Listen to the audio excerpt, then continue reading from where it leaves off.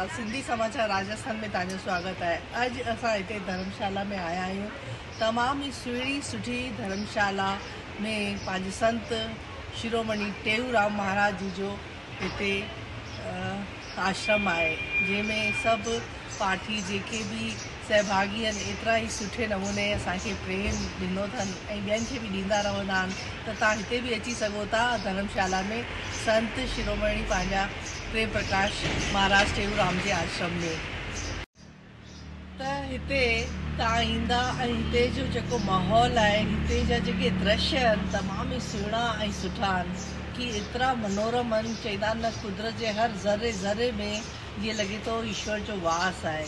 ईअं लॻे थो जीअं संत कुझु चइण पिया चाहिनि, तव्हां हर ज़रे में ॾिसी सघंदा कि केतिरो मतिलबु जंहिंखे जन्नत चवंदा आहियूं उहा हिते तव्हांखे ॾिसणु मिलंदी हिन आश्रम में, प्रेम प्रकाश आश्रम में।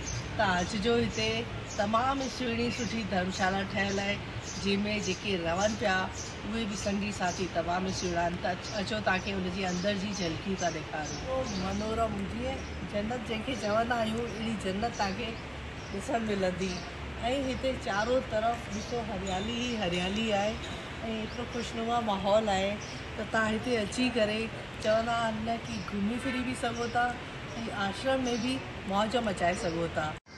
हिमाचल जे धर्मशाला में प्रेम प्रकाश आश्रम जंहिंजी शुरूआत 2007 में थी हुई, इन जी नींव रखी वई हुई, पर इन जो पूर्ण कमु 2010 में पंहिंजा संत शिरोमणि भगत प्रकाश जी महाराज जी जे द्वारा थियो हुयो।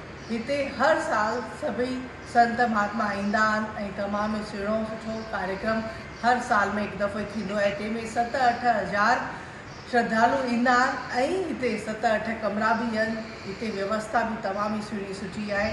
त तव्हां हिते अची सघो था, पंहिंजे गुरु महाराज जे चरणनि में प्यार ऐं आशीर्वाद पाए सघो था। जय श्री झूलेलाल।